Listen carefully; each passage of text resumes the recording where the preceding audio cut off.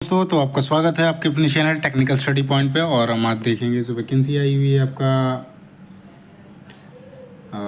BRBNMPL के अंदर है ना। सो भारतीय रिजर्व बैंक नोट मुद्रण प्राइवेट लिमिटेड है, उसके अंदर वैकेंसी आई हुई है। उसमें देखेंगे तो ये आपका गवर्नमेंट ऑफ इंडिया के अंदर एक जैसे प्राइवेट ऑर्गेनाइजेशन है, पर वो पूरी की पूरी जो चीज़ें चलती है वो गवर्नमेंट ऑफ इंडिया के हिसाब से चलती है ना। तो इसमें देखेंगे जो बेसिक क्वालिफिकेशन मांग रखा है उसके बारे में देखेंगे, सीट कितनी है उसको देखेंगे, टाइप ऑफ जॉब जो है वो किस टाइप का है, एज लिमिट क्या है और आपकी सैलरी क्या रहेगी और सिलेक्शन प्रोसेस क्या रहेगा। और लास्ट डेट का मैंने लिखा नहीं है, सो लास्ट डेट का भी देखेंगे, आपका अप्लाई कब से हो रहा है उसके बारे में देखेंगे, है ना। सो ये जैसे मैंने यहाँ पे इसका दार रखा है, सो ये आपका भारतीय रिजर्व बैंक नोट मुद्रण प्राइवेट लिमिटेड है ना। सो एक एक करके सारी चीज़ों को देखेंगे, तो उसको स्टार्ट करते हैं हम। ओके, सो ये आपका नोटिफिकेशन है जो कि आपका भारतीय रिजर्व बैंक नोट मुद्रण प्राइवेट लिमिटेड, ये आपका होली सब्सिडरी है रिजर्व बैंक ऑफ इंडिया की, है ना। और इसका जो कॉर्पोरेट ऑफिस है वो बेंगलोर में है ना ये। सो इसमें आपकी वैकेंसी आई हुई है जो BRBNMPL कंपनी है, उसके अंदर वैकेंसी है जिसमें से आपका एक डिप्टी मैनेजर है और पोस्ट असिस्टेंट ग्रेड 1 इसमें पोस्ट है ना। सो ऑनलाइन जो है आपका 10 अगस्त से स्टार्ट हो गया और लास्ट डेट जो है 31 अगस्त का है। आज का डेट है आपका 26 का, है ना। 5 दिन अभी बचा हुआ है आपके पास फॉर्म भरने के लिए, तो आप भर सकते हो। बाकी जो इंपॉर्टेंट चीज़ें हैं वो मैं बता देता हूँ। आपका जो पेपर होगा इंटरव्यू स्किल टेस्ट होगा। यदि पेपर में आप सिलेक्शन पा जाते हो तो आपका इंटरव्यू या स्किल टेस्ट के लिए बुलाया जाएगा। देन आपका फाइनली फिर जाके डॉक्यूमेंट वेरिफिकेशन होगा, फिर जाके आपका फिर मेडिकल वगैरह होके आपका फिर ज्वाइनिंग हो जाएगा ना। Applicant who do not fulfil the minimum education qualification experience at last date registration, तब तक आप एलिजिबल नहीं हो ना। तो ये चीज़ें आपका लास्ट डेट जो है 31/2025, यहाँ तक आपके सारे एलिजिबिलिटी क्राइटेरिया फुलफिल होने चाहिए, है ना। तो यहाँ पे आपका ऑनलाइन का जो स्टार्ट हो रखा है आपका 10 अगस्त से स्टार्ट हो रखा है और लास्ट डेट है 31 अगस्त, है ना। पेमेंट का भी है 31 तक लास्ट है ना। एग्ज़ाम जो है एग्ज़ाम आपका होने का चांसेस है कि सितंबर अक्टूबर में हो जाएगा, है ना। एग्ज़ाम डेट जो है आपका या सेशन जो भी है मैसेज या फिर ईमेल के द्वारा आपको भेज दिया जाएगा। वैकेंसी रिजर्वेशन में देखते हैं तो वैकेंसी जो है आपका 2 तरह के पोस्ट हैं, जिसमें आपका एक डिप्टी मैनेजर का है, एक आपका प्रोसेस असिस्टेंट ग्रेड 1 टेक्नीशियन का है। ये ट्रेनिंग लिख रखा है पर ये टेक्नीशियन का है ना, पोस्ट असिस्टेंट ग्रेड 1 है ना। सो डिप्टी मैनेजर का देखते हैं तो प्रिंटिंग का है, इलेक्ट्रिकल का है, कंप्यूटर का है और जनरल एडमिनिस्ट्रेशन बैकग्राउंड का है। तो इसमें टोटल मिला के जो है आपका 25 सीटें हैं ना। बाकी क्वालिफिकेशन का आगे देखेंगे। और ये उसके बाद जो आते हैं यहाँ पे आपका पोस्ट असिस्टेंट का जो ग्रेड 1 ट्रेनी का है, इनका टोटल सीट जो है आपका 64 सीटें हैं। तो अलग अलग कैटेगरी वाइज ये सीट दे रखा है ना। इसमें आपके ITI और डिप्लोमा वाले दोनों के दोनों एलिजिबल हैं। बाकी असिस्टेंट मैनेजर ये जितने हैं वो सारे डिप्टी मैनेजर के, वो सारे बीटेक मांग रखे हैं ना। सो नोट में देखते हैं यहाँ पे बाकी ये सारी चीज़ें, वो नंबर का घटाने बढ़ाने का वो वैकेंसी अपने पास रखती है ना। जो भी रिजर्वेशन कैटेगरी का है तो गवर्नमेंट ऑफ इंडिया के जो ऑर्डर्स हैं उस पर आपका फिटमेंट बैठता है, तब जाके आप रिजर्वेशन ले सकते हो, अदरवाइज नहीं ले सकते हो, है ना। आगे देखते हैं बाकी हैंडीकैप का लिख रखा है, तो जो भी हैंडीकैप है मिनिमम 40% आपको उससे उतना होना चाहिए ना। क्वालिफिकेशन का है आपका, क्वालिफिकेशन का इनिशियली बता दिया था कि आपका रजिस्ट्रेशन डेट जो आपका लास्ट डेट है तब तक आपका कंप्लीट हो जाना चाहिए क्वालिफिकेशन एक्सपीरियंस, है ना। तो 31/8/2025 तक आपके साथ सारे होने चाहिए। जैसे डिप्टी मैनेजर का लिख रखा है तो इसमें आपका देख रखा है कि आपका बीटेक या BE जो है 60% से होना चाहिए। उसमें दे रखा है आपका 55% जो है ST/SC कैंडिडेट के लिए, बाकी आपका 60% जो है जनरल कैंडिडेट OBC AWS है। और जो भी आपका गवर्नमेंट रिकॉग्नाइज इंस्टीट्यूट है, यूनिवर्सिटी है, जैसे प्रिंटिंग टेक्नोलॉजी हो गया, प्रिंटिंग इंजीनियरिंग हो गया, applicant having qualification allied bank, so उससे आपका होना चाहिए। बाकी 2 साल का एक्सपीरियंस मांग रखा है प्रिंटिंग इंडस्ट्री से, या फिर जो भी आपका प्रेफरेबल सिक्योरिटी प्रिंटिंग ऑर्गेनाइजेशन है वहाँ से आपका होना चाहिए ना। आगे है आपका फॉर इंटरनल जो कैंडिडेट हैं जो अभी BRBNMPL में काम कर रहे हैं करंट में, तो उनके लिए भी दे रखा है। तो उनके लिए BE BTech ही होना चाहिए और एटलीस्ट 10 ईयर का सर्विस होनी चाहिए। जो अंदर में आप देखो BE BTech का तो है, जिनने कर रखा है उनके लिए दिक्कत नहीं है ना, प्रिंटिंग से और उससे कर रखा है तो उनके लिए कर रखा है, और उनका भी दे रखा है 2 साल का ही एक्सपीरियंस, है ना। लेकिन जिसके पास डिप्लोमा है, अब डिप्लोमा वाला भी उसमें एलिजिबल हो रहा है ना, लेकिन उसने मांग रखा है 10 साल का एक्सपीरियंस मांग रखा है ना, कि 10 साल आप वहाँ पे काम कर रहे हो तब जाके आप डिप्टी मैनेजर के लिए एलिजिबल हो रहे हो, है ना। उसके बाद देखते हैं डिप्टी मैनेजर कोड 2 का है, उसका भी सेम आपका क्वालिफिकेशन रहेगा, है ना। देन थर्ड में आते हैं तो बी टेक जो आपका सीट है आपका पावर इंजीनियरिंग इलेक्ट्रॉनिक्स इलेक्ट्रिकल यहाँ से किया हुआ होना चाहिए ना। देखो यहाँ पे एक चीज़ लिख रखा है ना, certificate issue by the institute of engineering Kolkata in electrical. अब यहाँ से होना चाहिए, ऐसा नहीं कि जहाँ तहाँ से आप कर। बाकी और में भी लिख रखा है तो आपका दूसरे जगह का भी चल जाएगा, है ना।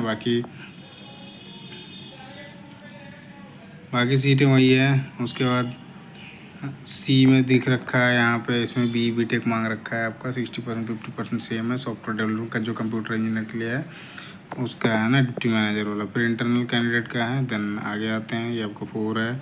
मैनेजमेंट वाले जो है उसके लिए मैनेजमेंट का चाहिए। सो यहाँ हम आते हैं ई में, जो है आपका यहाँ से स्टार्ट हो रहा है post assistant grade 1 technique trainee का, है ना। पोस्ट कोड 5 है। इसमें आपका जो है मिनिमम डिप्लोमा का जैसे लिख रखा है, diploma electrical mechanical electronics printing chemical, minimum जो है 55% होना चाहिए और STSC का 50% होना चाहिए, वहाँ से पास होना चाहिए। और 1 ईयर का एक्सपीरियंस मांग रखा है इनको, मिनिमम 1 साल का एक्सपीरियंस होना चाहिए, है ना। वहीं यदि आपके पास ये चीज़ें नहीं हैं तो आपके पास यदि ITI है, ITI आपने कर रखा है, ITI NTC NSE कर रखा है तो आपका ये चीज़ होगा। और इसमें आपका आर्ट जैसे प्रिंटिंग हो गया, प्रेस ऑफसेट हो गया, प्लेट मेकिंग हो गया, ग्राफिक आर्ट्स हो गया, मैकेनिक फिटर से या इलेक्ट्रिशियन से, एयर कंडीशनिंग से विद मिनिमम 55% कम से कम होना चाहिए। STSC के लिए आपको 50% है ना, जो भी आपके गवर्नमेंट रिकॉग्नाइज इंस्टीट्यूट से होना चाहिए, है ना। इसमें एक्सपीरियंस जो है 2 साल का मांग रखा है। आपने ITI कर रखा है, NSE कर रखा है, साथ ही आपका 2 साल का एक्सपीरियंस कुछ भी आपने कर रखा होगा ITI NTC या NSE, तो उसके साथ 2 साल का आपको पोस्ट क्वालिफिकेशन एक्सपीरियंस चाहिए होगा, है ना, इस पोस्ट को भरने के लिए। आपका प्रिंटिंग का है, printing press pre press activity pulp and paper ink paint, है ना। आप देखो इसका भी लिख रखा है प्रोडक्शन या मेंटेनेंस। आपका जो ये प्रोडक्शन में होगा या मेंटेनेंस में होगा जो आपका एक्सपीरियंस होगा, है ना। और वो रिलेटेड टू प्रिंटिंग प्रेस हो गया, पल्प एंड पेपर हो गया, इंक हो गया, पेंट हो गया। हाउएवर NSE 1 ईयर ट्रेनिंग एवं फील्ड इंडस्ट्री वो विल बी ऑल्सो काउंटेड। अब देखो NSE आपने यदि कर रखा, अप्रेंटिस कर रखा है ना, तो वो भी आपका 1 साल का एक्सपीरियंस में काउंट हो जाएगा, है ना। Purpose of 2 year post qualification 1 साल का और दूसरा आपको लगाना पड़ेगा। बाकी सारे ये है, एक सर्विसमैन के लिए दे रखा है कि वो सीटें हैं तो वहाँ पे आपका मिनिमम 1 ईयर 2 ईयर का दे रखा है ना। एज लिमिट का जैसे है तो एज लिमिट 31/7/2025 तक काउंट कर रहा है। डिप्टी मैनेजर के लिए 31 साल ने मैक्सिमम कर रखा है ना। और आपका पोस्ट असिस्टेंट जो ग्रेड 1 है ट्रेनिंग, उनके लिए आपका 28 साल है। उसके बाद आपको कैटेगरी के हिसाब से छूट मिलेगा। बाकी STSC में तो 5 साल, OBC में तो 3 साल, PWD कैंडिडेट है तो 10 साल ना। बाकी फिर कैटेगरी में आएंगे तो उसमें अलग छूट मिलेगा। अब एग्जामिनेशन फ़ी पे देखते हैं तो एग्जामिनेशन फ़ी आपका है डिप्टी मैनेजर के लिए 600 रुपया और process assistant grade 1 technique training के लिए आपका 400 रुपये लगेगा, है ना। सभी को 400 रुपये ही लगेंगे और बैंक चार्जेस यदि लगता है कुछ तो एक्स्ट्रा है ना। बाकी पे स्केल देखते हैं तो डिप्टी मैनेजर के लिए लेवल 10 का है ना, जो आपका 56,100 बेसिक उसमें होता है। टोटल अप्रोक्स जो बनेगा 88,638 रुपये, है ना। करंट आपका DA जो 58% चल रहा है उसके हिसाब। CTC जो बनता है आपका 19 लाख के करीब कह रहा है पर एनम का है। प्रोसेस असिस्टेंट ग्रेड 1 का है जो आपका पे लेवल 2 है और इसमें आपका selected candidate will be taken initially training, 1 साल की ट्रेनिंग होगी। उस टाइम पे आपको पैसा मिलेगा आपका 24,000, है ना। उसके बाद यदि कंप्लीट हो जाने के बाद आपका है लेवल 2 पे आपको बेसिक पे जो रहेगा 24,500 पर मंथ पे। लेवल 2 है उसमें आपको अलाउड कर दिया जाएगा और आपको फर्दर मैक्सिमम पीरियड ऑफ मतलब कोई प्रोबेशन जो है 1 साल तक बढ़ाया जा सकता है, बाकी वैसे होता नहीं है। So the present cost of company per annum will be approximate 12 lakh after completion of training, which include all allowances and defined cost including retirement benefits and other benefits which is subject to. देखो 12 लाख तक CTC जाएगा। Cost to company जो होती है वो 12 लाख तक आपका जाएगा, मतलब 24,500 आपका रहेगा, है ना बेसिक में। तो बहुत ही बढ़िया है ये।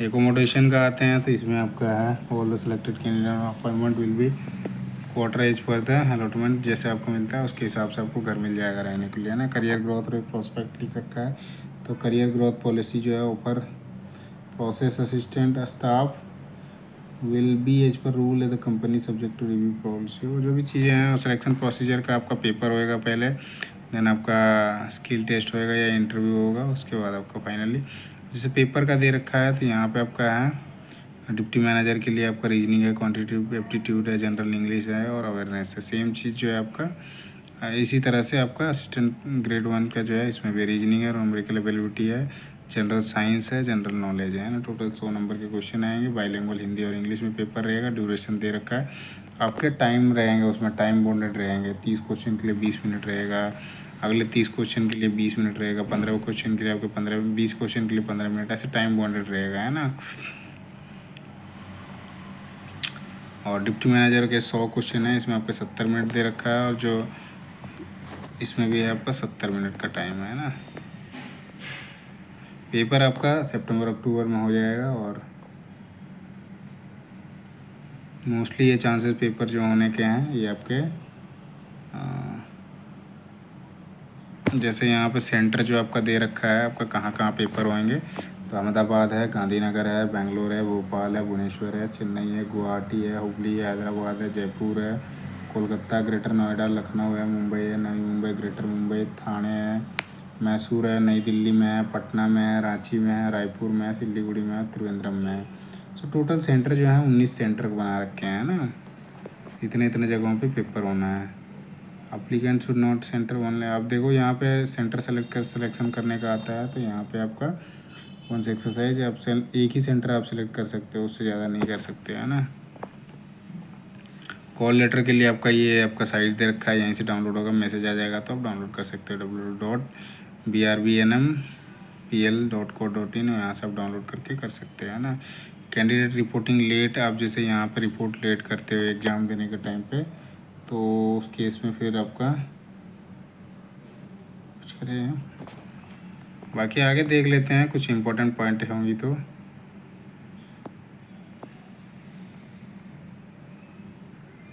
स्कोर का जैसे आता है उसके हिसाब से दे दिया है ना। अब अप्लाई कैसे करना है आपको फॉर्म, उसके बारे में देख लेते हैं। भाई किसी गवर्नमेंट ऑर्गेनाइजेशन में होते हो तो आपको एनओसी की ज़रूरत पड़ेगी है ना। डिटेल गाइडलाइन पढ़ लो, उसमें आपका एप्लीकेशन रजिस्ट्रेशन हो गया, पेमेंट ऑफ फी हो गया, डॉक्यूमेंट स्कैन एंड अपलोड हो गया, अदर गाइडलाइंस का दे रखा है ना।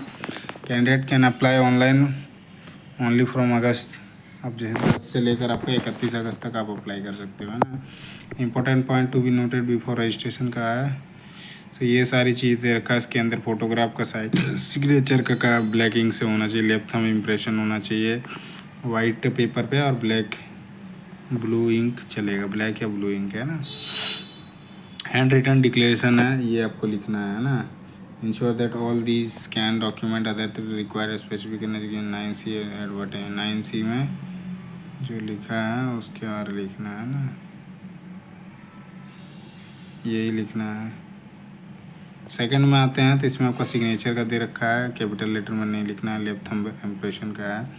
देन ये वाला लिखना है आपका हैंड रिटन जो होगा ना, ये होगा आई आपका नाम हुआ hereby declare that all that information submitted by application correct to and valid, I will be present supporting document the when required है ना। तो ये जो है ये आपको लिख के अपलोड करना पड़ेगा। यहाँ आपका नाम लिखोगे, बाकी सारा चीज़ वाइट पेपर पे ब्लू या ब्लैक इंक से लिख के आपको अपलोड करना पड़ेगा है ना। बाकी एप्लीकेशन फ़ी का है, वो रजिस्ट्रेशन हो जाने के बाद आपका फिर आगे का प्रोसेस होएगा, पेमेंट ऑफ फ़ी होगा। देन जो जो पॉइंट आ रहे हैं उसमें ये चीज़ें हैं। सो आपको ये पीडीएफ भी चाहिए होगा, स्कैन डॉक्यूमेंट का दे रखा है, साइज़ क्या होगा, साइज़ का अभी वहाँ डालोगे तो फ़ोटो का पिक्सल से, जैसे इसमें दे रखा है डायमेंशन आपका 230 200 230 प्रेफर्ड है ना। साइज फाइल शुड भी 20 से 50 KB का है, उसके बीच में होना चाहिए है ना। फ़ोटोग्राफ का दे रखा है, फ़ोटोग्राफ आप क्लिक करोगे, स्कैन करोगे, कैप्चर करोगे, ऐसे करके आप कर सकते हो। डूज़ एंड डोंट में दे रखा है आपका। डूज़ में डोंट्स देख लेते हैं, डूज़ तो बाकी सही रहते हैं। डूज़ में ensure photo is capture against light colour probably white background में होना चाहिए है ना। Adequate light, look straight at the webcam, कैमरे पे लाइट देखना है। लाइव आपको फॉर्म भरना पड़ेगा ना। फोटोग्राफ शुड भी पासपोर्ट साइज, आप फोटोग्राफ जो अपलोड करोगे पासपोर्ट साइज पे होना चाहिए। डोंट में मतलब क्या नहीं करना है, स्मॉल साइज फोटोग्राफ नोट भी क्लिक्ड अपलोडेड, मतलब छोटी साइज की फ़ोटो अपलोड नहीं करना है ना। कलर ग्लास हो गया, सन ग्लासेस हो गए, cap should not be one. अब जैसे कि आपको कलर कभी कभी ग्लास पहन लेते हैं, कलर ग्लास नहीं पहनना है। चश्मा जो है कलर वाला, कलरफुल वाला नहीं चलेगा। सन ग्लासेस वो भी नहीं चलेगा, और कैप भी नहीं चलेगा, है ना, कैप भी नहीं बन के करना है। तो फ़ोटो आपका क्लियर आपका आना चाहिए। बाकी आपको PDF चाहिए होगा। इनका भी सिग्नेचर का लेफ्ट थंब इम्प्रेशन का उसका साइज़ दे रखा है इसमें 10 से 20 KB का होना चाहिए। और आपका थंब जो है आपका 20 से 50 का है ना, 20 KB कम से कम होना ही चाहिए। बाकी सारी चीज़ें यहाँ पे दे रखा है, इसका आपको चाहिए होगा। ये चीज़ें आप खुद से भी देख सकते हो, है ना। बाकी वो साइज़ का अदर गाइडलाइंस में ये सारा कुछ है ना। वेरिफिकेशन के लिए पैन कार्ड, पासपोर्ट या फिर आपका आधार कार्ड है उससे भी चल जाएगा। नोट में कुछ चीज़ें हैं, ओरिजिनल डॉक्यूमेंट जब आप आइडेंटिटी प्रूफ एग्ज़ाम देने जाते हो ना, तो उस टाइम पे आपको लेके जाना पड़ेगा, है ना। देखो कोई मिसकंडक्ट या अनफेयर मीन्स करते हो तो उस केस में आपको जो है ना मतलब निकाला जा सकता है। आप एग्ज़ाम देने जाओगे तो मोबाइल फ़ोन बैन है, उस चीज़ का इलेक्ट्रॉनिक गैजेट कोई भी आप लेके नहीं जा सकते हो। आपका जो भी आपका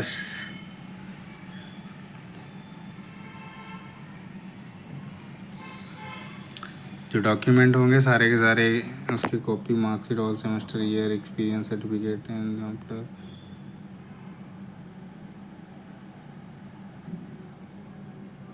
ये क्या है ना,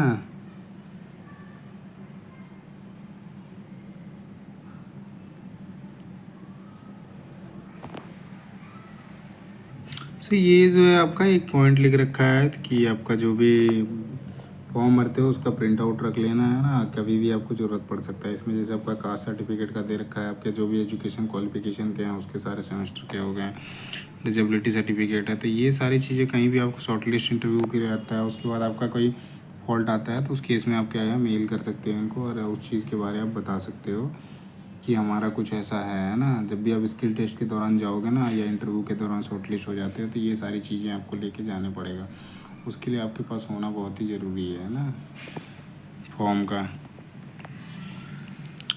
तो एप्लीकेंट में नोट द फॉलोइंग, बाकी ये सारी चीज़ें आप देख लो, है ना। नीड नॉट अप्लाई कौन कर सकता है, नहीं कर सकता है, बाकी यही है।